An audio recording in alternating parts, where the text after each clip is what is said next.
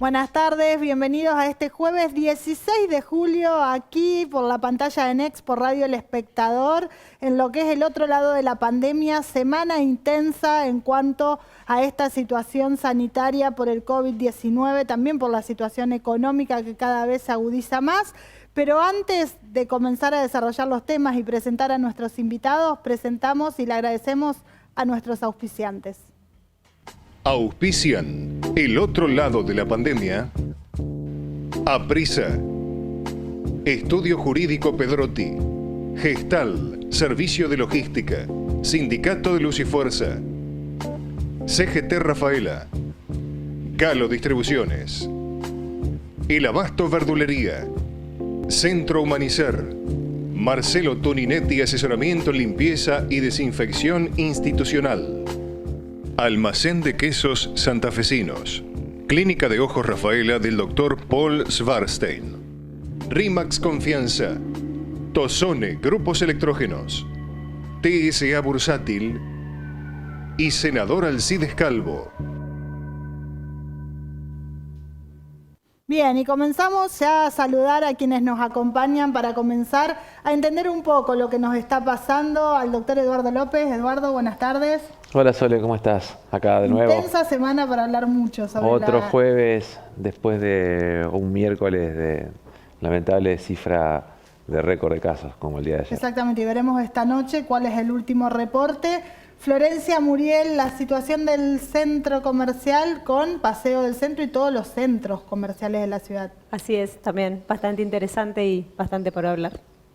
Doctor Faraudelo, gracias por estar esta tarde aquí para también analizar la situación del sector privado de la salud ante la emergencia. Bueno, cómo no, le daremos la información que necesiten, que precisen, y lo más importante, instruir un poquitito a la gente que está bastante preocupada con el tema de las consultas, y les voy a dar algunos datos a donde van a ver cómo disminuyeron la asistencia de la gente a los centros de salud. Que también puede ser un problema y bastante complejo. Eduardo, primero vamos a hablar de lo que decías, cifras alarmantes en todo el país, pero también en la provincia de Santa Fe. Sí, venimos ya desde hace una semana, Sole, viendo que cada vez que hacemos el programa, el día previo, como decía recién, es un día de picos de casos que no se habían dado nunca en días anteriores. Y esto también ahora viene ocurriendo en la provincia, con un panorama de crecimiento regional que podríamos llamar de sur a norte, ¿no? Desde el sur viene expandiéndose, Rosario y localidades cercanas, la contagiosidad del COVID-19, y con la preocupación de tenerlo al problema cada vez más cerca de nuestra ciudad, y con todas las medidas que se vienen llevando adelante de control estricto de ingresos y egresos en los 4 puntos que hoy tiene la ciudad, porque los otros están todos bloqueados. No sé si alguna vez lo hablamos a esto. La ciudad tiene 4 puntos principales de ingreso a través del sur y el norte de Ruta 34, este-oeste de Ruta 70, y el resto de los ingresos de la ciudad, todos los caminos rurales que nos conectan con el resto de las localidades vecinas, están cerrados. Había sido un planteo del centro comercial en estos días con el accidente que ocurrió hace algunos días. Sobre todo para colaborar con los transportistas que perdían mucho el tiempo y se les atrasaba también las entregas a ellos, no podían llegar a tiempo a la ciudad para cargar o descargar. Sí. Bueno, eso viene ocurriendo ya desde hace bastante, desde que empezó todo el problema de las disposiciones de aislamiento, y esto se ha intensificado, creo yo, en estos últimos días. Por ahí hace un tiempo atrás notábamos que había la tensión no estaba tan firme. Ahora noto que hay un poco más de tensión, que los controles son un poco más fuertes, y tiene que ver con esto, tiene que ver con que hay aparición de gran cantidad de casos en localidades que están cada vez más cerca de la nuestra, y con la probabilidad cierta de que en algún momento podamos llegar a tener nuevamente casos acá en la ciudad de Rafaela, y con todas las medidas de resguardo que venimos sosteniendo ya desde el inicio de todo esto, todo el sistema de salud, como siempre digo, su sector público, su sector privado, su sector de la seguridad social, que es lo que conforman hoy el gran componente sanitario que la ciudad de Rafaela ofrece para hacerle frente, como decía el doctor recién, no solamente al tema del COVID, sino también al resto de patologías que habitualmente la gente consulta. ¿Por qué la gente no va a consultar? Esto es un problema, porque también una de las preguntas que teníamos en nuestro Instagram es, ¿cuándo voy al médico? ¿Cuándo corresponde ir a hacer la consulta? Nosotros en el Sanatorio Nosti, cuando empezó el problema del COVID en el mes de marzo, se hizo todo un sistema de atención telefónica, a donde los médicos, empezamos con los médicos, con la gente de PAMI, que era la más expuesta, en teoría, y después se demostró que sí, para la consulta. Entonces se los atendía por teléfono, la guardia por supuesto siempre funcionó para los casos de urgencia, pero los consultorios prácticamente se cerraron durante un mes, calculó más o menos casi hasta finales de abril, que empezó a abrirse lentamente. Hay protocolos nacionales y provinciales que se respetan totalmente, porque en Rafaela hay no es un arreglo, es una coordinación entre el sector público y privado, a donde el sector público se hace cargo del COVID o del supuesto COVID, y el sector privado se hace cargo de todo lo demás. ¿Por qué? Porque ninguno de los sanatorios de Rafaela está preparado ediliciamente para atender simultáneamente COVID y no COVID, claro. Cosa que, por ejemplo, sí pueden hacer grandes hospitales o sanatorios de Buenos Aires, o que lo han acomodado para hacerlo. Nosotros es muy complejo. Si bien tenemos un protocolo para ejecutar en caso de que el hospital se vea sobrepasado, que es bastante complicado, no se lo voy a explicar porque lo entiende únicamente el que conoce el sanatorio, a donde se podría atender COVID, pero eso sería en una instancia a donde se vea sobrepasado, exactamente, donde se colapsen las 200 camas que creo que tiene el total, sí. El total el hospital. Bien, a partir de ahí, el tema consultorio y la consulta médica empezó a disminuir. Le voy a dar unos ejemplos. La guardia del Sanatorio Nosti atiende normalmente entre 1.700 y 1.800 consultas mensuales. Y desde hace 3 meses estamos en 800, 700. Bajaron 1.000 por mes las consultas mensuales 50%. de la guardia. Claro. ¿Sí? Lo que vimos también es en la atención médica en internación. Para que te des una idea, el porcentaje de internación nuestro de ocupación de cama normalmente en esta fecha es entre el 90, 92, 88, más o menos. Y estamos como mucho en el 68%, creo que fue en junio, cuando tuvimos menos en mayo, 48, 50, va subiendo lentamente. Al principio no había cirugías programadas, después se empezó a hacer alguna cirugía programada, obviamente urgencias siempre se hicieron, pero la gente no consulta mucho. También hay otra cosa, hay un protocolo a donde no se permiten, en las consultas programadas es cada 20 minutos, cuando normalmente eran cada 15, pero además no se permiten los sobreturnos. El acceso tiene que ser dentro del sanatorio a un consultorio con un protocolo establecido, con una declaración jurada. Es un protocolo que hay para toda la atención. Eso ha hecho que probablemente la gente consulte menos. Probablemente consulte menos.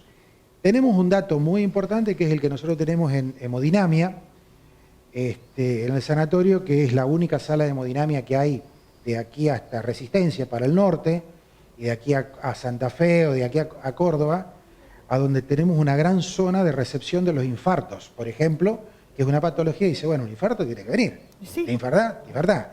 Sin embargo, en el mes de...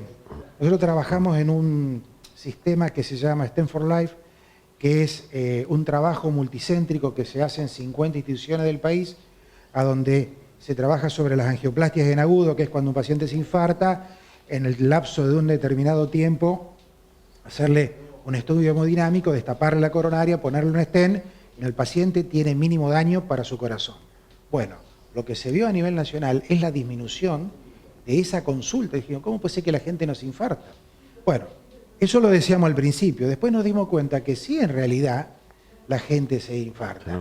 Lo que pasa que no saben que se infartan porque no consultan. Y lo que empezamos a ver... puede pasar que sea un desenlace más grave. Sí. A ver, lo que notamos es que cuando empezamos a hacer estudios, aumenta la mortalidad periestudio.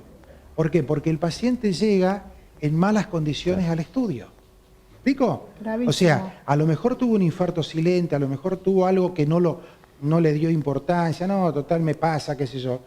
Bueno, y llega. Entonces, ahora estamos normalizando, no te digo normalizando, llegando más o menos a un nivel normal como teníamos antes, porque hablábamos antes, ¿qué es lo normal ahora? Porque Claro, la ¿Qué es lo nueva normal? La normalidad. famosa nueva normalidad no es una normalidad. No es una normalidad. Esto no es normal para nosotros. Es distinto. Eso yo considero que es distinto. Ahora, cuando aparezca la vacuna, cuando se vacune todo el mundo, que volvamos a esta normalidad. El término nueva normalidad no existe. Es distinto, es anormal En un lo que está rato pasando. lo seguimos porque también esta nueva normalidad atravesó al sector comercial, lo sigue atravesando y más allá de que pudieron volver a abrir, hoy la situación no es normal, como decía el doctor. No estamos en la mejor condición. A ver, veníamos ya de años de recesión, por decirlo de alguna manera, en donde ya el comercio se veía golpeado, el consumo estaba muy medido y de golpe tener que tener las puertas cerradas 60 días fue muy grave para muchos, sobre todo para los comercios más chiquititos que quizá no tienen una espalda para poder soportar 2 meses cerrados, seguir pagando los impuestos, las cargas sociales, cumplir con los empleados, con los proveedores y eso se vio mucho. Por eso también peleamos bastante como para poder abrir. En principio la modalidad de delivery que tuvimos solo por la mañana, el poder abrir algunas horas por la tarde, hasta que se fue flexibilizando y que pudimos adoptar esta nueva medida que nos dio un alivio y un respiro muy grande para varios, pero la verdad es que el comercio sigue golpeado, que se nota, que el consumo también está muy medido por parte del ciudadano en sí, porque estamos todos atravesando la pandemia. Porque hay incertidumbre. Tal cual, incertidumbre, quizás muchos redujeron sus horarios de trabajo también, están teniendo a lo mejor menor sueldo, lo que antes aportabas o tu nene iba a una escuela pública a lo mejor, pagabas una cooperadora, hoy tenés que volcarte en una niñera que esté a lo mejor las 6 horas que vos trabajás o las 4 horas que vos trabajás esté en tu casa, entonces vas priorizando a lo mejor otras cosas y te medís más en cuanto al consumo. Sin embargo, se vende mucho lo referido al hogar o las cosas que uno va haciendo, como que la gente se puso al día en cuestiones que faltaban en la casa y lo van volcando a eso para tener mayor comodidad y mayor confort puertas adentro.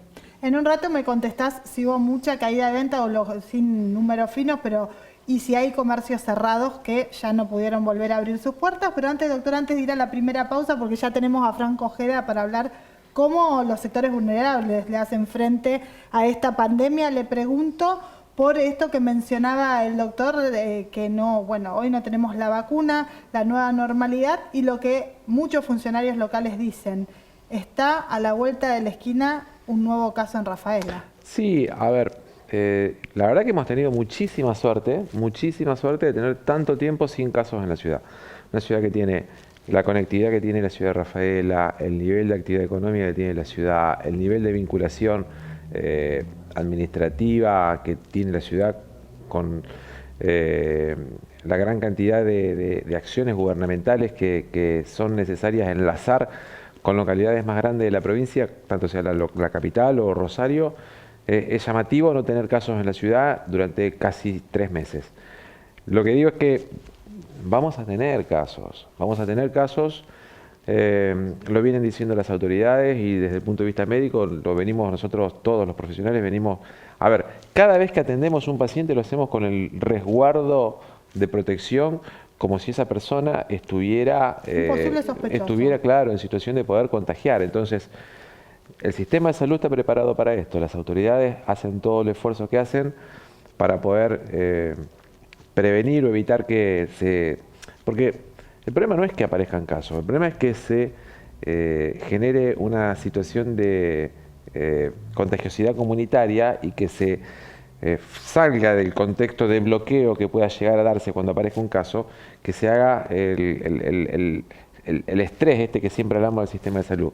Entonces, si estamos haciendo todos un gran esfuerzo, Florencia recién decía, el esfuerzo que viene haciendo todo el sector comercial, económico, empresarial, para sostener todas estas nuevas medidas que hacen a los cuidados, por ahí no se condice con actitudes que tienen en general mucha gente, mucha parte de la población que no tiene este cuidado, y lo hablábamos la semana pasada y siguen reiterándose casos de personas que se siguen juntando sin que guarden la cantidad de personas que tienen que hacerlo en función de lo que está permitido, actividades que se llevan adelante.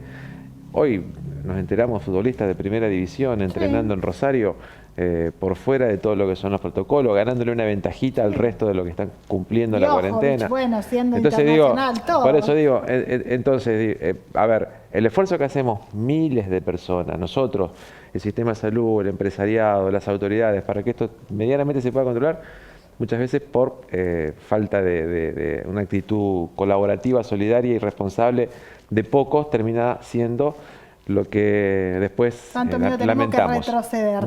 Pero esto lo seguimos en un ratito después de la pausa. Cuando volvemos vamos a recibir a Franco Ojeda, representante allí un poco de la voz de la gente del barrio Esperanza, para hablar de cómo se soporta esta situación en zonas vulnerables. Ya volvemos.